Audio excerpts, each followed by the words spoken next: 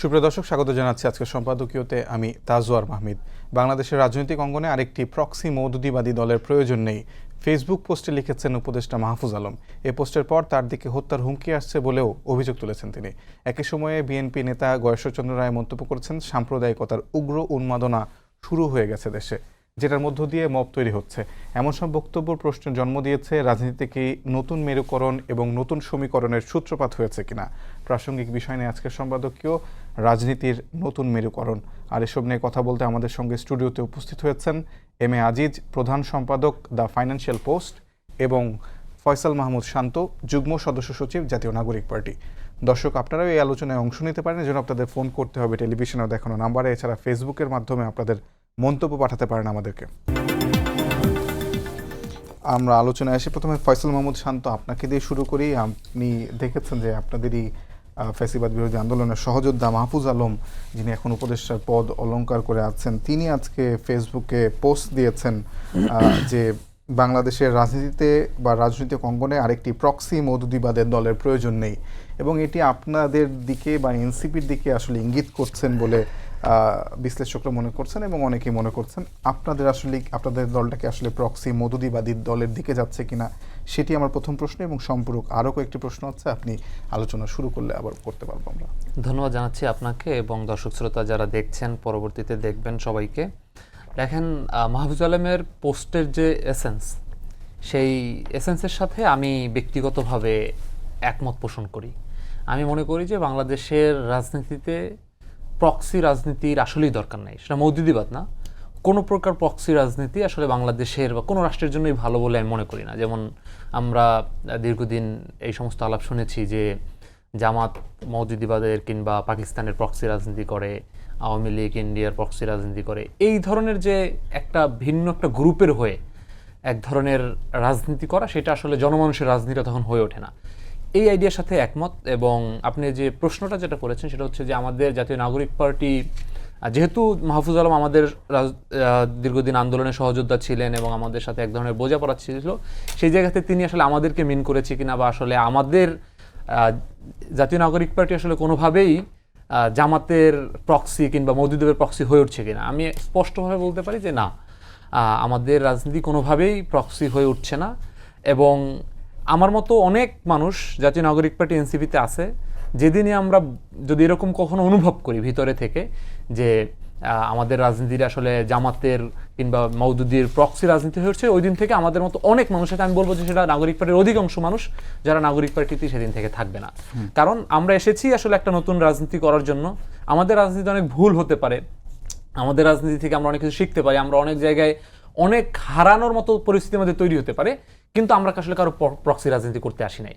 এবং যদি আমাদের মধ্যে দুই একজন যদি এরকম হয় যে যিনি আদার পার্টি থেকে ইনপুট দেয়া কিংবা তিনি আসলে প্রক্সি করতে এসেছেন এখানে, সেটাও আমরা আইডেন্টিফাই করার চেষ্টা করছি। সেটাও আমরা প্রথমে চেষ্টা করছি রাজনৈতিক বোঝাপড়ার মধ্য দিয়ে।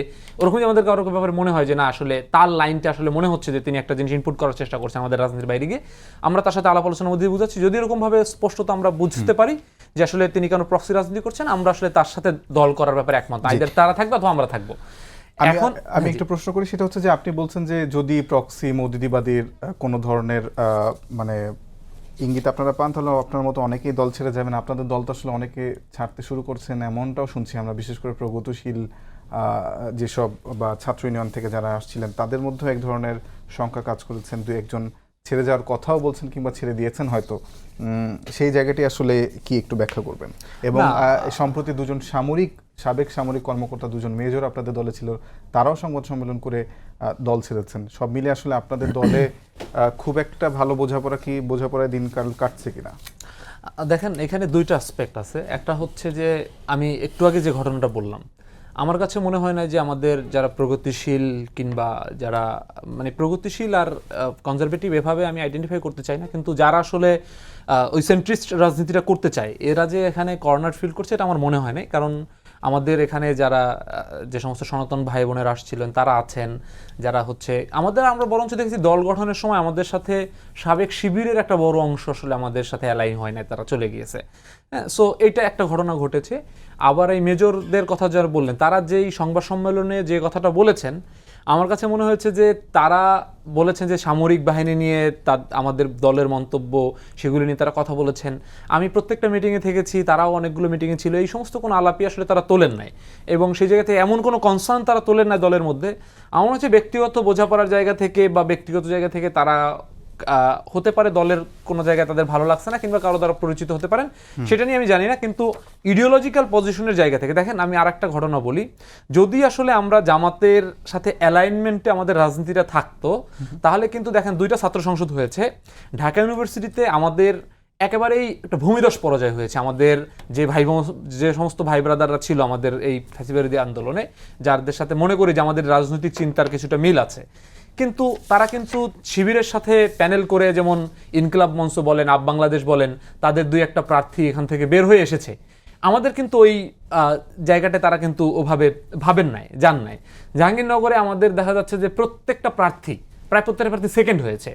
হ্যাঁ, অল্প একটু হয়তো বোঝাপড়া হলেই হয়তো ওখান থেকে অর্ধেকের মতো ব্যাপার ওখানে বের হয়ে আসতে পারতো। কিন্তু এরা কিন্তু একটা স্বতন্ত্র রাজনীতি, আপাতত হয়তো তাদের একটা পরাজয় হয়েছে, কিন্তু তাদের কিন্তু ইউনিক পজিশন তারা কিন্তু বিল্ড আপ করার চেষ্টা করছেন এবং তারা কিন্তু সেটার জন্য ফাইট করছেন। আমি মাহফুজ আলমের স্ট্যাটাস ঘিরে আরেকটা প্রশ্ন করি, সেটা হলো যে ওইখানে একজন সাবেক সমন্বয়ক, মানে বৈষম্যবিরোধী ছাত্র আন্দোলনের সমন্বয়ক, তিনি বলেছেন যে আপনি এগুলো বুঝান যে প্রক্সি মওদুদিবাদী যেন না হয়। তিনি সেখানে মন্তব্য করেছেন যে আমি যদি ব্যক্তিগতভাবে বোঝাতে পারতাম তাহলে তো পাবলিকলি পোস্ট করতাম না।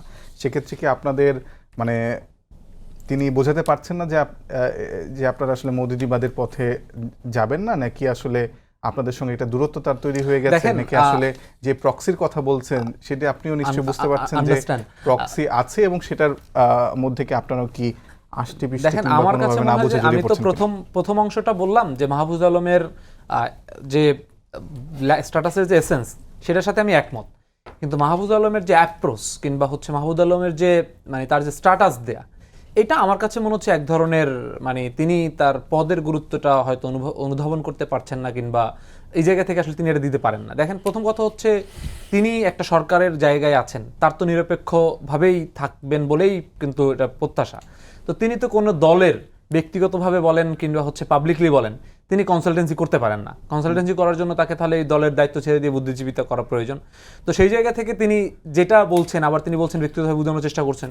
সো তার জায়গাটা আসলে ক্লিয়ার না, এটা কি আসলে তার কার সাথে কোনভাবে, যেমন আমরা সমস্ত সিদ্ধান্ত দলের আমাদের 3টা ফোরাম আছে, একটা আমাদের রাজনৈতিক পর্ষদ আছে, একটা আমাদের এক্সিকিউটিভ কমিটি আছে, একটা আমাদের জেনারেল বডি আছে, আমরা সবগুলো আলাপ আলোচনার মধ্যে দিয়ে আমরা রাতভর আলোচনা করতে পারি। তো সেই জায়গা থেকে তার যদি কোনো সুনির্দিষ্ট প্রপোজাল থাকে, তিনি সেটা আমাদের, যদি তিনি শুভাকাঙ্ক্ষী হিসাবে যদি তিনি সেটা দিতে চান, তিনি সেটা আমাদের নেতৃবৃন্দের কাছে দিতে পারেন, সেটা আমাদের পর্ষদগুলোতে আলোচনা হতে পারে। এবং দলগুলো তো তার নিজস্ব একটা পথ পরিক্রমার মধ্য দিয়ে একটা ক্যারেক্টার বিল্ড করবে এবং সেই ক্যারেক্টার মধ্য দিয়ে মানুষ তাকে গ্রহণ করবে কি করবে সেই সিদ্ধান্ত নেবে। এটা আসলে সারাদিন ফেসবুকে যদি আপনি লেখেন যে আসলে আমি জামাতপন্থী হব না, কিন্তু আমার অ্যাক্টিভিটি যদি জামাতপন্থী হয়, তাহলে কিন্তু ওই লেখার কোনো ভ্যালু নাই। আবার যদি আপনি সারাদিন বলেন যে আসলে আমি জামাতপন্থী হয়ে গেলাম, বা অমুকে মানুষ বলে যে এ মনে হয় জামাতপন্থী হয়ে গেল, কিন্তু একটা দল যদি তার সুনির্দিষ্টভাবে এক্সক্লুসিভ একটা রাজনৈতিক ক্যারেক্টার দাঁড় করাতে পারে, তাহলে কিন্তু অন্য কে কি মনে করলো, ব্যক্তিগতভাবে পরামর্শ দিয়ে হতাশ হলো কি হতাশ হলো না, এবং সেই হতাশা সে ফেসবুকে সে প্রকাশ করলো কি করলো না, এতে আসলে দলের মৌলিক কোনো ক্ষতি হয় বলে আমি মনে করি না। কারণ আমার দলের অনেক ভুল আছে, কিন্তু এই দলের এই ভুলগুলো নিয়েই দল একটা নিজস্ব পজিশন ক্যারেক্টার বিল্ড আপ করার চেষ্টা করছে, এবং ওইটাকে আমরা ধারণ করে ভুলগুলো থেকে শিখে নতুন করে আমরা আগাতে চাই। জি, অসংখ্য ধন্যবাদ। আজিজ ভাই, আপনার কাছে আমার আসলে একই প্রশ্ন, আপনার কি মনে হয় কিনা যে এনসিপি কোনোভাবে প্রক্সি মওদুদিবাদী দল হয়ে যাচ্ছে, এবং হলেই বা সমস্যাটা কি, আপনার কাছে কি মনে হয়? ধন্যবাদ আপনাকে। আমি কিন্তু মাহফুজ আলমের যে স্ট্যাটাসটা, এটা আমি বুঝতে পেরেছি, কারণ তিনি তথ্য উপদেষ্টা। এই উপদেষ্টার বাইরে যখন কথা বলে, তখন আমার কাছে মনে হয় সবসময় সে এনসিপিরও একজন নেতা অথবা গাইড, এটাই আমি বলবো, উপদেষ্টা। যেমন বলছে যে আরেকটি প্রক্সি মওদুদিবাদী, অর্থাৎ মওদুদিবাদী হচ্ছে জামাত মওদুদি প্রতিষ্ঠা করে, এবং জামাত লাহোরে প্রতিষ্ঠিত হয়, তার শাখা হলো বাংলাদেশে। পরে নিবন্ধন নেওয়ার সময় নামটা আগে আসে বাংলাদেশ জামাত ইসলামী। তো এই যে প্রক্সি মওদুদিবাদী হলে এটা কিন্তু জামাতের গাত্রদাহ হয়, কারণ তাকেই বলা হয়, কারণ মওদুদি আপনার আমাদের নবী সাল্লাল্লাহু আলাইহি সাল্লামকে সমালোচনা করেন, তিনি মানেন না। এই জন্য জামাতকে আলেমরা তারা কিন্তু ইসলামিক দল মনে করে না, তারা মনে করে এটা ইসলাম নিয়ে ব্যবসা করে। সুতরাং আরেকটি প্রক্সি মওদুদিবাদী মানেই হচ্ছে যে মওদুদিবাদীর আরেকজন প্রক্সি দেওয়া, অর্থাৎ জামাতকে অ্যালাইন করা, অর্থাৎ জামাতের পক্ষে কাজ করা। এটাকেই উনি বোঝাতে চেয়েছেন, এটা আমার কাছে মনে হয়েছে। তো তিনি তো, আমার তো মনে হয় তার জায়গা থেকে তিনি খারাপ বলেন নাই, আমার কাছে মনে হয়। আমি কিন্তু কথাটা সমর্থন করি। যদি জামাতও মওদুদিবাদী হয় বা অন্য কেউ যদি হয়, তা আরেকটা মওদুদিবাদী সংগঠন তো দরকার নেই, কারণ অনেক দল আছে বাংলাদেশে, তো 100-র মতো দল আছে। যদিও এনসিপির যে চরিত্র আপনি দেখেন সেখানে কি সেরকম কিছু মনে হয়? আর যদি হয়েও থাকে, আমি সমস্যাটা আসলে জানতে চাচ্ছি যে বাংলাদেশের রাজনীতিতে কি না, ধরনের সমস্যা? বিষয়টা হলো যে প্রত্যেকটা অ্যাকশনে দেখা যাচ্ছে যে জামাত ইসলাম আর এনসিপি কাছাকাছি কাছাকাছি। হয় জামাত ইসলাম দ্বারা তারা এনসিপি ব্যবহৃত হচ্ছে, অথবা জামাত ইসলাম এনসিপির সহযোগিতা নিচ্ছে। এই জন্যই কিন্তু এটা বলা যায়, জনশ্রুতি আছে এবং সবাই জানে যে এই যে ধরেন ইসলামিক আন্দোলন বাংলাদেশ, তাদের সাথেও কিন্তু জামাতের ডিফারেন্স আছে, কিন্তু তারা এখন যেটা পিআর সিস্টেমের ঐক্যের কারণে তারা কাছাকাছি আসছে। এরপরে দেখলাম যে আপনার হেফাজতের একটি অংশও কিন্তু তারা এখন আছে। তো এগুলোর ধরেন এই দলগুলি এক হওয়া, আর এনসিপি শুরু থেকেই সবসময় দেখা গেছে যে জামাতের অ্যাকশনগুলোর কাছাকাছি থাকে সবসময়। এই জন্য এটাকে অনেকটা অ্যালাইন সংগঠনই বলা হয়। আবার মানে মাহফুজ আলম যেখানে বসে স্ট্যাটাসটা দিলেন সেটা হচ্ছে না লন্ডন, এবং লন্ডনে যাওয়ার পরে আমাদের অনেক ধরনের সরকারের আসলে যারা কর্তা ব্যক্তিরা আছেন তাদের অনেকের আচরণ পরিবর্তন হয়ে যায়। ফলে এই লন্ডনে বসে স্ট্যাটাস দেওয়ার কি কোনো ধরনের প্রভাব থাকতে পারে? না, দেখেন, একজন উপদেষ্টা বা একজন পলিটিক্যাল নেতা সবসময় ফেসবুকে কথা বলবে কেন? তিনি তো সরাসরি মিডিয়াতে কথা বলতে পারেন। এটা কিন্তু আমি দেখতে পাচ্ছি এই অন্তর্বর্তীকালীন সরকারের অনেকেই এটা করে। এই জন্য অনেকেই কিন্তু বলে এটা ফেসবুক সরকার বলে। কিন্তু তো আমার কথা হল, মাহফুজ আলম সাহেব লন্ডনে কথা বলেছে, আপনি খেয়াল করে দেখেন তিনি কিন্তু ওখানে আক্রান্ত হয়েছেন। জি, হ্যাঁ, এবং এনসিপির নাহিদ ইসলাম বলেছে শুধু তাকে আক্রমণ কিন্তু তাকে হত্যার চেষ্টা করা হয়েছে, এরকমও বলেছে। তার মানেই হচ্ছে মওদুদিবাদী কথাটা কারো গায়ে লেগেছে, যাদেরকে মওদুদিবাদী বলা হয় তাদের গায়ে লেগেছে, তারা তাকে আক্রমণ করেছে। অন্য কে আক্রমণ করবে? তা অন্য তো আক্রমণ করার দরকার নেই। যারা মওদুদিবাদী তাদের মওদুদিবাদী বললে লাগবে কেন গায়ে? লাগবে না, মওদুদিবাদী তো ইসলাম না। আপনার হাক্কানি যত আলেম আছে তারা তো স্বীকার করে না, মওদুদিকে ইসলামের অনুসারী মনে করে না, ইসলামী নেতাও মনে করে না, কারণ তিনি নবী সাল্লাল্লাহু আলাইহি সাল্লামকে সমালোচনা করেছেন।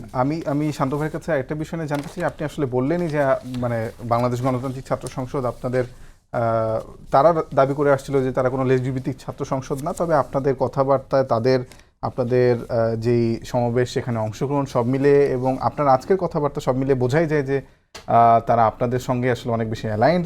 আমি এই বিষয়টা নিয়ে প্রশ্ন করতে চাই। আজকে গণমাধ্যমে খবর প্রকাশ হয়েছে যে বৈষম্যবৃত্তি বা বাকচাষের বাংলাদেশ গণতান্ত্রিক ছাত্র সংসদের যেই ডাকসু নির্বাচনে শোচনীয় পরাজয়, এই পরাজয়ের পরে আসলে আপনারা দলগতভাবে অনেকটাই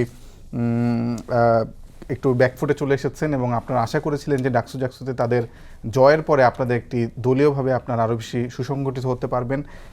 সেই বিষয়টা নিয়ে আপনাদের এখন মন্তব্য আমি জানতে চাই। এবং এমনও খবর বেরিয়েছে যে আসলে ডাকসুতে হারার পরে বাকচাষকে আপনারা বিলুপ্ত করে দেওয়ারও আসলে পরিকল্পনা রয়েছে আপনাদের।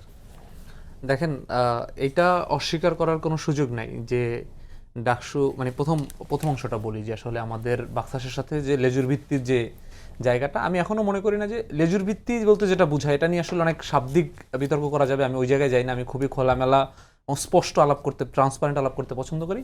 বাকচাষের সাথে আমাদের রাজনৈতিক বোঝাপড়া আছে, হ্যাঁ, সেটা আসলে, এবং আমাদের সাথে অ্যালাইনমেন্টও আছে। এটা যদি আমি অস্বীকার করে অনেক কিছু শাব্দিক ঘুরিয়ে বলি, এটা আসলে মিথ্যাচার করা হবে। আমাদের বোঝাপড়া আছে, এটা আমি স্বীকার করি, কেউ করুক বা না করুক। দ্বিতীয় যে জায়গাটা, সেটা হচ্ছে যে বাকচাষের যে পরাজয় হয়েছে ক্যাম্পাসগুলোতে বা 2টা ক্যাম্পাসে, এটার মধ্যে দিয়ে যদি আমাদের মধ্যে আমরা যদি বলি যে না, এতে আমাদের কোনো রাজনৈতিকভাবে আমরা একটু পিছনে যাই নাই বা আসলে এটা ক্ষতিগ্রস্ত হয় নাই, সেটাও আমি বলবো না। কারণ এটা নিঃসন্দেহে আমাদের সাথে যারা গণঅভ্যুত্থান করেছে একটা অংশ জাতীয় রাজনীতিতে প্রবেশ করেছে, একটা অংশ বিশ্ববিদ্যালয়ের রাজনীতি, ছাত্র রাজনীতি করার চেষ্টা করেছে, তাদের যখন এই মানে ছাত্ররা যখন ভোটে যখন তারা পিছিয়ে গিয়েছে, তখন কিন্তু স্পষ্টতই একটা আমাদের তো একটা জিনিস রিয়েলাইজেশন করার মতো সময় হয়েছেই যে আসলে শিক্ষার্থীরা এই গণঅভ্যুত্থানের নেতাদেরকে এখন কিভাবে দেখছেন, এবং ওই গণঅভ্যুত্থানের মধ্যে যে শিক্ষার্থীদের ডাকে সমগ্র স্টুডেন্টরা একত্রিত হয়েছে, সেই জায়গাটা এখন পর্যন্ত তারা ধরে রাখতে পারছেন কিনা। তো সেই জায়গা থেকে আমাদের রাজনৈতিক জায়গা থেকে যে একটা চিন্তার বিষয় বা একটা ভাবনার বিষয় তৈরি করেছে, এটিও যেমন সত্য।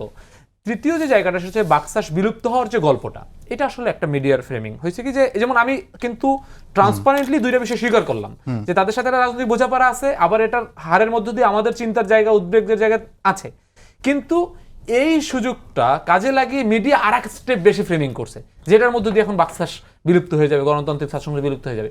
এটা তো আসলে মানে খুবই মানে একটা প্রবলেমেটিক জায়গা। দেখেন, একটা ছাত্র সংগঠনে শত শত নেতাকর্মী এখানে আছেন এবং গণঅভ্যুত্থানের অনেকগুলো কেন্দ্রীয় চরিত্র আছেন, তারা যারা হেরে গেছে, যেমন জাহাঙ্গীরনগরের কথা আমি বলি, প্রত্যেকটা পজিশনে তারা সেকেন্ড হয়েছে, এবং আমাদের যিনি এজিএস উনি 100-200 ভোটে মাত্র হেরেছেন। এই যে অর্ধেক মানুষ বা একটা বড় অংশ মানুষ যে তাকে ভোট দিয়েছে, এই মানুষগুলোকে কেন্দ্রিক একটা রাজনীতি আছে, যিনি এমপি ইলেকশনে যারা, জাতীয় ইলেকশনে যারা সেকেন্ড হয়, দ্বিতীয় হয়, বিরোধী দল হয়, তাদের রাজনীতি শেষ হয়ে যায় না। তার মানে এই ছেলেপিলেগুলো রাজনীতি শেষ হয়ে যায় না। এদের এই জনসমর্থন নিয়ে শিবিরের হয়তো একটা মেকানিজমের গত 15 বছরে তাদের যেই ধরনের চর্চা, তাদের যেই ধরনের বিভিন্ন সংগঠনগুলোতে তাদের থাকার মধ্য দিয়ে এক ধরনের যে চর্চা তৈরি হয়েছে, সেই চর্চায় তারা 2-1 ইলেকশন ভালো করবে, এটা খুবই ন্যাচারাল।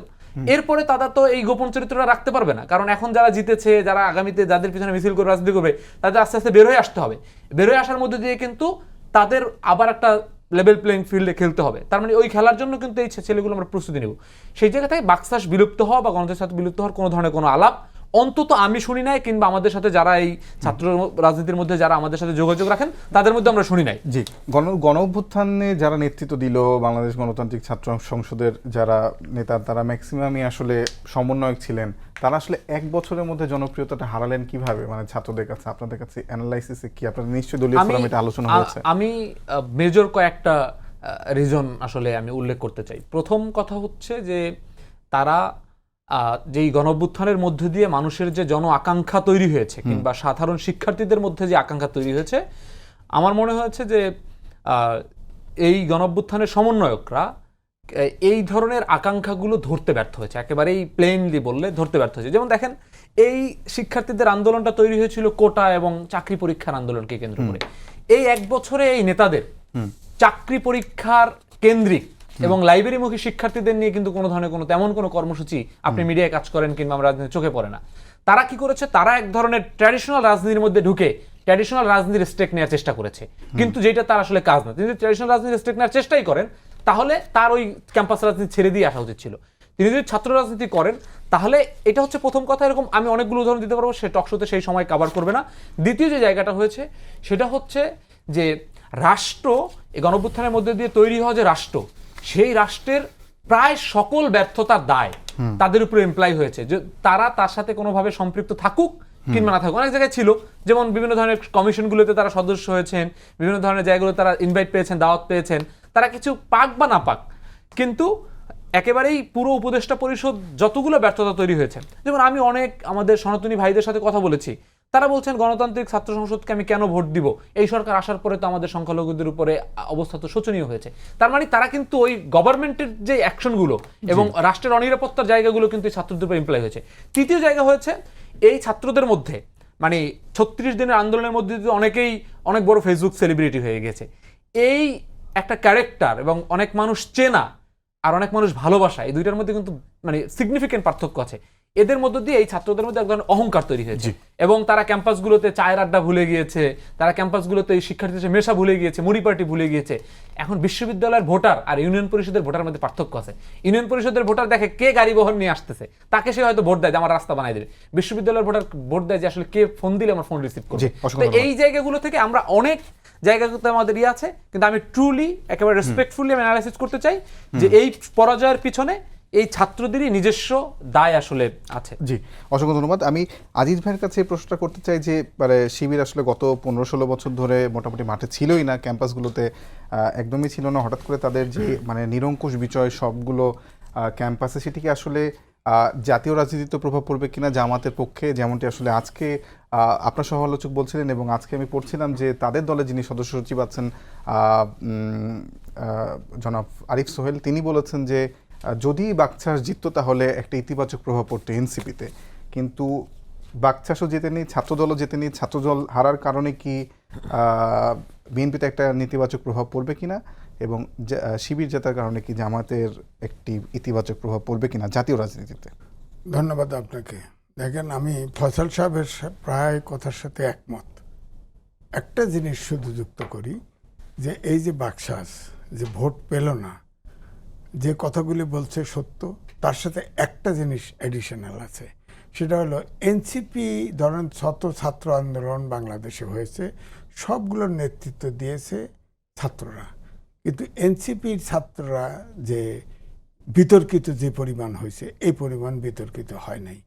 এই দায়ও এই বাকশাসের ক্যান্ডিডেটদের উপর পড়েছে। দ্বিতীয়টা হচ্ছে তারা একটা বৈরী পরিস্থিতিতে নির্বাচন করেছে, যেমন ছাত্রদলও করেছে। আপনি খেয়াল করে দেখেন, ছাত্রদল 17 বছর 111 সহ 17 বছর ক্যাম্পাসে থাকতে পারে নাই, পরে 6টা হলে কমিটি করছে, সেটাও আপনার এই বাকশাস অর্থাৎ এই ছাত্র এনসিপি সহ আপনার এই যে শিবিরের প্রতিরোধে তারা কিন্তু হলে ঢুকতে পারে নাই। আর আপনি যে কথা বললেন যে শিবির তো ছিল না, কে বলছে শিবির ছিল না? গুপ্ত শিবির তো ছিল, হেলমেট বাহিনী হয়েছিল, ছাত্রলীগ হয়েছিল, ছিল না কেমনে? তারা তো হলেই ছিল, সবই হলে ছিল। হ্যাঁ, এই জায়গায় হলো পার্থক্যটা। আমার আপত্তিটা এই জায়গায় যে এনসিপি যে ছাত্র সংগঠন, তারাও কিন্তু ছাত্র দলের মতোই একটা বৈরী পরিস্থিতি পড়েছে। অর্থাৎ ছাত্র শিবির গুপ্ত হিসেবে ছাত্রলীগ হয়েছিল, হেলমেট বাহিনী হয়েছিল, তারাও ছাত্রদেরকে টর্চার করেছে, কিন্তু যখন নির্বাচন করবে তাদের প্রস্তুতি ছিল কৌশলী এবং পরিকল্পিত। এবং আপনি খেয়াল করে দেখেন, তারা মিশনারিজ ওয়ার্ক করেছে। ওই এতলায় ওতলায় পানি নাই, পানি দাও, এরে খাবার দাও, এরে এই দাও সেই দাও, এরকম যত রকম ছাত্রদের যত হেল্প করা সব করেছে। এমনকি আপনি দেখেন, খেয়াল করে দেখেন, তাদের পরিকল্পনা কি, তাদের আপনার অনেক কোচিং সেন্টার আছে, ছাত্রদেরকে ওখানে কোচিং সেন্টারে ভর্তি করে ট্রেনিং দিয়ে ইউনিভার্সিটিতে ভর্তি করা হয়। তো এই যে ভোটগুলি, এটা তো ব্যক্তিগত রিলেশনটা হয়ে গেছে। তো এছাড়া আপনার দেখেন যে ভিপি তিনি কিন্তু গুপ্ত শিবির ছিলেন, তো তার বিরুদ্ধে এ ব্যাপারে রিটও হয়েছিল। রিট আচ্ছা যাই হোক বাদ হয়েছে, সেটা আমি মেনে নিলাম। হ্যাঁ, এটা কোর্টের, আমি তো বলতে চাই। আজিজ ভাই, আমার যেটা প্রশ্ন হলো যে আমরা দেখেছি যে বরাবরই ক্যাম্পাসে যারা শক্তিশালী, অর্থাৎ ছাত্র যেসব সংগঠনগুলো শক্তিশালী হয়, তাদের আসলে একটা জাতীয় রাজনীতিতে তাদের একটা শক্ত অবস্থান থাকে। সে মাদার পার্টির বিএনপি যে বা ছাত্র দলের যে অবস্থাটা হলো, সেটার ফলে জাতীয় রাজনীতিতে কোনো ধরনের প্রভাব পড়বে কিনা আগামী নির্বাচনে? এখন এই যে বাকশাস দুর্বল, সত্যিকারী অর্থেই দুর্বল হয়েছে, তার মানে এনসিপি দুর্বল হয়ে গেছে, ব্যাপারটা এরকম না। ছাত্রদল ফেল করে গেছে, তার মানে বিএনপি দুর্বল হয়ে গেছে, এটা কিন্তু আমি মনে করি না।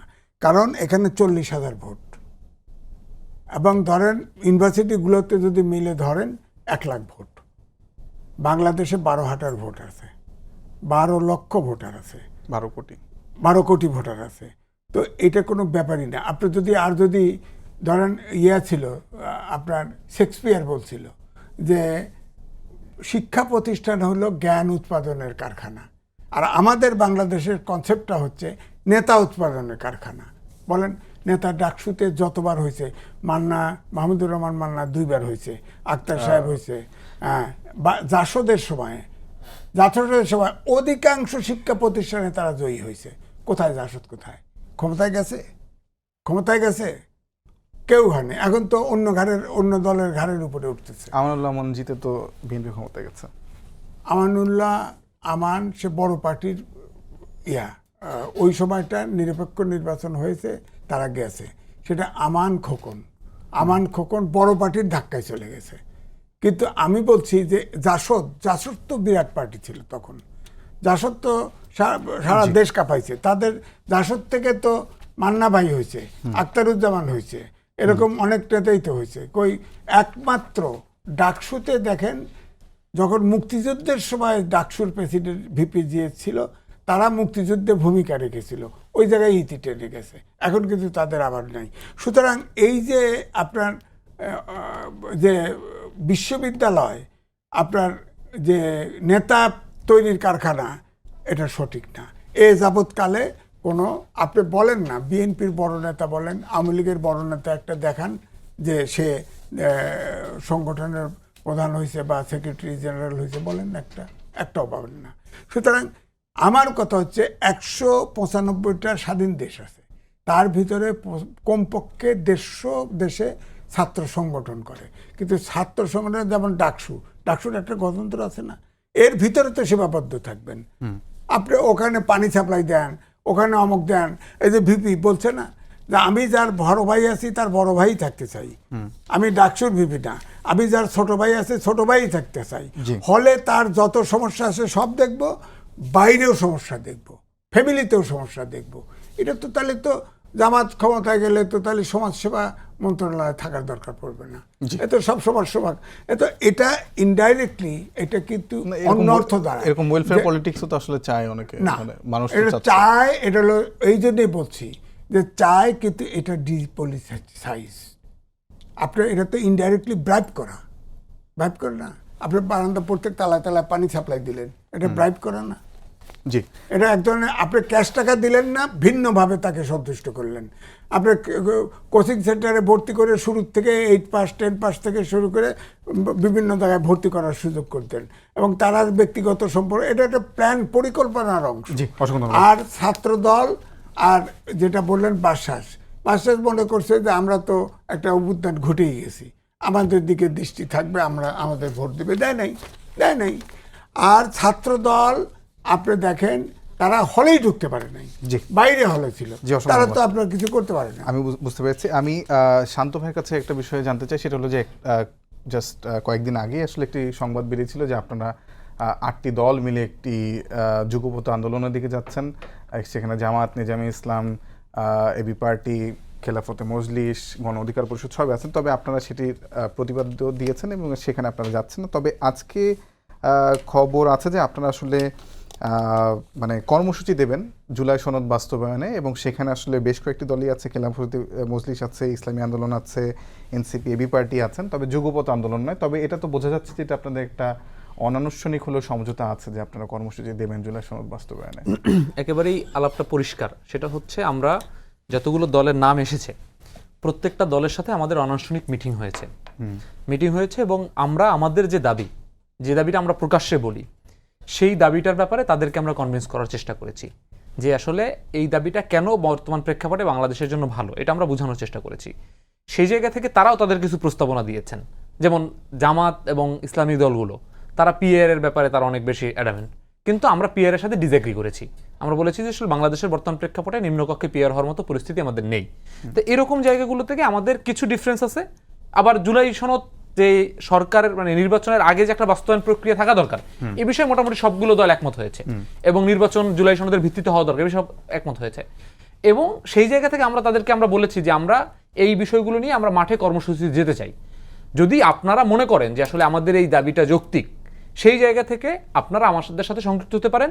আবার আপনাদেরও যদি এমন কোনো দাবি নিয়ে আপনারা কোনো কর্মসূচিতে যান যেটা আসলে আমাদের কনফ্লিক্টিং জায়গা না, যেমন পিআর একটা কনফ্লিক্টিং জায়গা, পিআর এর দাবিতে আমরা একমত হব না, কিন্তু যদি তারাও জুলাই সনদ নিয়ে কর্মসূচি যায় তাহলে সেটার সাথে আমরা থাকতে পারি। এরকম ভাবে বিএনপিও যদি এখন কোনো ধরনের কোনো কর্মসূচিতে আসে যেটা আমাদের রাজনৈতিক বোঝাপড়ার সাথে সামঞ্জস্যপূর্ণ অ্যালাই করে, তাহলে আমরা বিএনপির সাথে এই আন্দোলনে বা কিংবা কিন্তু এখন পর্যন্ত আসলে বিএনপির সঙ্গে আপনাদের অ্যালাই হওয়ার মতো তেমন কোনো কর্মসূচি বিএনপিও দেয়নি, বা মানে এনসিপিও এমন কোনো কর্মসূচি দেয়নি যেটা আসলে বিএনপি অ্যালাই হতে পারবে। তার মানে কি এমন একটা জিনিস দাঁড়াচ্ছে কিনা, আপনার কথা ধরে যদি বলি, সেক্ষেত্রে ইসলামী দলগুলোর সঙ্গে এনসিপির একটা মানে অনানুষ্ঠানিক সমঝোতা হয়ে গেছে, এবং সেখানে একটা আমাদের আজকের যে আলোচনার টপিক সেটা হলো রাজনীতিতে একটা নতুন মেরুকরণ তৈরি হয়েছে, BNP versus NCP and Islamic other party. না, এটা এখন পর্যন্ত মানে একবারই পরিষ্কারভাবে দায়িত্ব নেওয়া বলছে, এরকম এখন পর্যন্ত কোনো ধরনের এলাই হয় না। দেখেন, বিএনপির সাথে যখন আওয়ামী লীগ ফেরত আসার কোনো প্রসঙ্গ আসে, কিংবা যখন মিলিটারি গভর্নমেন্ট একাগ্র হওয়ার মতো কোনো প্রসঙ্গ আসে, তখন কিন্তু আবার আমাদের বিএনপির সাথে এক ধরনের বোঝাপড়া তৈরি হয় যে আসলে বিএনপি সহ সবগুলো দল মিলে আবার এটা কীভাবে ঠেকানো যায়। তার মানে এখন বিএনপির সাথে কনফ্লিক্টটা মৌলিক কনফ্লিক্টে কি, বিএনপি মনে করছে যে সে আসলে এই ইলেকশনের মধ্যে দিয়ে সে গভর্নমেন্টে যাবে এবং সে গভর্নমেন্টে গেলে তার অ্যাবসলিউট পাওয়ারের একটা স্ট্রাকচার তার দরকার। আর আমরা মনে করছি অ্যাবসলিউট পাওয়ারে, মানে যারা আমরা মনে করছি যে বিএনপি গভর্নমেন্টে গেলে কিংবা যে কেউ গভর্নমেন্টে গেলে অ্যাবসলিউট পাওয়ার স্ট্রাকচারটা আসলে বাংলাদেশের গণতন্ত্রের জন্য হুমকি স্বরূপ। এই জন্য অ্যাবসলিউট পাওয়ার সাথে আমরা প্রশ্ন করতে চাচ্ছি। এই জন্য বিএনপির সাথে বড় ধরনের কর্মসূচিগুলোতে এক ধরনের পার্থক্য তৈরি হচ্ছে এবং ইলেকশনের আগে ইলেকশন প্রক্রিয়া কেন্দ্রিক, জুলাই সনদ কেন্দ্রিক আমাদের একটা মৌলিক বিরোধের জায়গা রয়েছে। বিএনপি চায় যে জুলাই সনদটা পরে হোক, আমরা চাই জুলাই সনদের ভিত্তিতে নির্বাচনটা হোক। অ্যান্ড এই জায়গায় আমাদের আসলে কোনো ধরনের হয়তো একক কর্মসূচি হচ্ছে না, কিন্তু গণতন্ত্রের স্বার্থে ওই ধরনের কর্মসূচি আসতে পারে। এবং ইসলামিক দলগুলোর মধ্যে নানা ধরনের ফ্যাকশন আছে। দেখেন, আপনি জানেন যে জামাতের সাথে ইসলামী আন্দোলনের এখন পর্যন্ত যে যে ইসলামী আন্দোলনের ফয়জুল করিম যিনি হচ্ছে বললেন, তার জামাতের ব্যাপারে গত 15 বছরের যে বক্তব্য বা গত 30 বছরের যে বক্তব্য, সে বিষয়ে এখনো তিনি অনড়। এই বক্তব্য খণ্ডন করে তারা একটা জায়গায় আসতে পারবেন কিনা, তো আবার এই দুইটা দল মিলে আবার এনসিপির সাথে অ্যালাই হবে কিনা, এগুলো কিন্তু অনেক কঠিন ইকুয়েশন। কিন্তু আমরা যেটাকে ফোকাস করছি সেটা হচ্ছে ইস্যু ভিত্তিক যে কর্মসূচিগুলো, যে যদি জুলাই সনদের ব্যাপারে যদি প্রত্যেকটা দল তাদের মতাদর্শ তার জায়গায় রেখে এসে যদি একটা জায়গায় আমরা আসতে পারি, তাহলে বেশি আমরা আসতে চাই। গণ অধিকার পরিষদের জায়গা থেকে অনেক ধরনের দোদুল্যমান অবস্থা ছিল, এখন তারা একটা স্থির জায়গায় আসতে চাচ্ছে, তারা এই ধরনের বিষয়গুলোতে আবার রিয়েলাইজ করার চেষ্টা করছে। তাদের সাথে আমাদের এই যুগপৎ আন্দোলন কিংবা হচ্ছে কর্মসূচি ভিত্তিক আন্দোলন, এই বিষয়গুলো হতে পারে। কিন্তু নির্বাচনী এলাই কিংবা সামগ্রিক যে রাজনৈতিক এলাই, এই বিষয়টা আমার কাছে মনে হচ্ছে যে আরো অনেক ইকুয়েশন, অনেক আলোচনা পর্যালোচনার মধ্যে দিয়ে, এবং বাস্তবতা হচ্ছে যদি এই ধরনের কোনো এলাই হয়, এটা আসলে লুকানোর কিছু নাই। কারণ এলাই হলে সেই এলাইকে পুঁজি করে তো আমাদের মাঠে রাজনীতিটা করতে হবে। তার মানে আমাদের প্রকাশ্যে একসাথে সংবাদ সম্মেলন করেই বলতে হবে যে আমরা এলাই করছি, নাহলে তো এলাকায় জামাত আমাকে কেন সাপোর্ট দিবে যদি আমি এলাই করি। তো এলাই হলে এটা আসলে আমরা মিডিয়া থেকে লুকাতেও চাবো না, কিংবা আমরা গোজামিলও করবো না। কিন্তু এখন পর্যন্ত এলাইয়ের কোনো বাস্তবতা তৈরি হয়নি। জি, অসংখ্য ধন্যবাদ। আমি আজিজ ভাইয়ের কাছে একই ধরনের প্রশ্ন করতে চাই, সেটি হলো যে আপনি কি দেখেন কিনা রাজনীতিতে একটা নতুন ধরনের মেরুকরণ তৈরি হচ্ছে। আগে যেখানে আমরা আওয়ামী লীগ বিএনপির বাইনারি দেখতাম, সেখানে আসলে নতুন ধরনের একটা NCP plus Islamic parties versus বিএনপির একটি মেরুকরণ তৈরি হয়েছে, এবং সেই মেরুকরণে আসলে বিএনপি মানে কিছু বিষয়ে অনড়, সে আর অন্যান্য দলগুলো আসলে তাদের মধ্যে এক ধরনের বোঝাপড়া আছে। বিশেষ করে জুলাই সনদ ইস্যুতে বিএনপি একটা অবস্থানে আছে, বাকি মানে অন্য দলগুলো আসলে একটা ভিন্ন অবস্থানে আছে। ব্যাপারটা হলো জুলাই সনদ, এটা তো এনসিপি দাবি করবেই, এটা তাদের মৌলিক দাবি। এখন জুলাই সনদে কি থাকবে কি থাকবে না সেটা নিয়ে আলোচনা হচ্ছে। সেখানে যে আলোচনাগুলি হচ্ছে, বিএনপি বলছে যেগুলি আপনার মানে সংসদের বাইরে আপনার বাস্তবায়ন করা সম্ভব, সাথে তো বিএনপির আপত্তি নেই। যেটা সংবিধানের সাথে সাংঘর্ষিক, সেটা তো রাষ্ট্রপতি অর্ডিন্যান্স জারি করেও বাস্তবায়ন করতে পারবে না। সুতরাং সেখানে তো নেক্সট সংসদ লাগবে, এই জায়গাটা সমস্যা। এখন জোড়াতালি দিয়ে বলা হচ্ছে যে সাংবিধানিক সিস্টেমে আপনার জুলাই সনদ বাস্তবায়ন। সাংবিধানিক সিস্টেমটা কে করবে? রাষ্ট্রপতিও করতে পারবে না, রাষ্ট্রপতিও করতে পারবে না, এটা কে করবে? এই জন্যই বলছি যে দল অনেকগুলি, অর্থাৎ দল এখানে 30টা দল বসতেছে, দলের রাজনীতি নীতি আলাদা। সুতরাং সব কিছুতে একমত হলে তো এক পার্টি হয়ে যাবে। হ্যাঁ, সুতরাং দ্বিমত তো থাকবেই। আমার কথা হচ্ছে ডক্টর মোহাম্মদ ইউনূস প্রথম বলেছিল আমরা যতটুকুতে ঐক্যমত্য হতে পারবো ততটুক নিয়েই আমরা নির্বাচনে যাব। যে জায়গায় যে ঐক্যমত্য হবে না আমরা ফেসবুকে সেই বিষয়ে আমরা একেবারে মানে ওয়াকিবহাল। কিন্তু আমি যেটা প্রশ্নটা করেছিলাম যে আসলে একটা নতুন মেরুকরণকে আমরা দেখতে পাচ্ছি। আমি ওইটাই আসতেছি। এখন যেটা হচ্ছে, এটা সৌভাগ্য হোক আর দুর্ভাগ্য হোক, এনসিপি সরকারের কাছাকাছি সংগঠন মনে করা হয়, এবং সেই সাথে জামাতের কাছাকাছি, প্রত্যেকটা অ্যাকশনে জামাতের কাছাকাছি। এখন যে অ্যাকশন, যে জুলাই সনদ নিয়ে যেটা ঘটবে, ধরেন ফসল সাহেব যেভাবে বলল, ধরেন আপনাকে স্মরণ করে দেই, তত্ত্বাবধায়ক সরকারের আন্দোলনের জন্য জামাত এবং আওয়ামী লীগ আন্দোলন একই সাথে আন্দোলন করেছিল, কিন্তু যুগপৎ। তারপরেও কিন্তু বলা হয়েছে যে জামাত এবং আওয়ামী লীগ এক হয়ে গেছে, বলা হয়েছে। বাংলাদেশের রাজনৈতিক কালচারটা হচ্ছে আপনি আলাদাভাবে আমার যেখানে মিলল আমি সেখানে যাব, কিন্তু জামাতের সাথে পলিটিক্সটা এমনই, যিনি জামাতের সাথে যাবে তার পরিষ্কার করতে হবে যে আমি জামাতের সাথে কোন শর্তে যাচ্ছি, আমার সুবিধা আমার দাবির সমর্থন দিলে আর আমি চলে গেলাম। রাজনীতিটা এত সহজ হওয়া উচিত নয়, আমার বক্তব্য হচ্ছে। এখানে কিন্তু আপনি যেটা বলছেন যে একটা রাজনৈতিক মেরুকরণ তো হচ্ছে, মনে হচ্ছে হচ্ছে। জি। বিএনপিও চেষ্টা করতেছে, বিএনপির বাম দল সহ আরো কিছুদের সাথে কথা বলতেছে, একটা রাজনৈতিক মেরুকরণ হচ্ছে, সামনে নির্বাচন কেন্দ্রিক একটা মেরুকরণ হওয়ার চেষ্টা হচ্ছে। জামাত তো প্রথম থেকেই বলছে যে তারা ইসলামিক দলগুলোকে একটা আমি আপনার জায়গায় কাছে আনতে শেষ চায়। 30 সেকেন্ডে একটা প্রশ্ন উত্তর জানতে চাই, সেটা হলো যে গয়েশ্বরচন্দ্র রায় বিএনপি নেতা, তিনি আজকে বলেছেন যে দেশের সাম্প্রদায়িক শক্তির উত্থান হচ্ছে। আপনি 30 সেকেন্ডে বলবেন এটা কি আপনি দেখেন কিনা সেরকম? না, দেখেন, আমি শেষ পর্যন্ত বলবো আমাদের দেশে সাম্প্রদায়িক সম্প্রীতির দেশ। আমি কিন্তু এই ভারতে এক টুকরা মাংস নিয়ে পকেটে আছে সন্দেহ করে মানুষ মেরে ফেলবে, বাংলাদেশে এটা নেই। জি। আওয়ামী লীগ বলেছিল গণ অভ্যুত্থান যদি ঘটে, এই সরকারের পতন ঘটে, কমপক্ষে 1.5 লক্ষ লোক হতো। 5 লাখ। 5 লাখ লোক ভোট। হতো। সেটি ঘটেনি। ঘটে আমার কাছে নাই। 1 মিনিট আছে। ফয়সাল মাহমুদ শান্ত, আপনার কাছে একই প্রশ্ন যে দেশের সাম্প্রদায়িক শক্তির উত্থান হচ্ছে কিনা আপনার কি মনে হয়? দেখেন, আমি আজিজ ভাইয়ের মতো আশাবাদী, কিন্তু আমি একেবারে এটা ডিনাই করব না। এটার একটা এই বক্তব্যটার একটা গুরুত্ব আছে। গুরুত্বটা হচ্ছে যে সাম্প্রদায়িক যেই শক্তিগুলো, কিংবা আপনি অপশক্তিও যদি বলি, এই বিষয়গুলো প্রত্যেকটা দেশেই সুপ্ত অবস্থায় থাকে। এই জিনিসগুলো দেশের ল অ্যান্ড অর্ডারের মধ্যে দিয়ে নিয়ন্ত্রণ করতে হয়।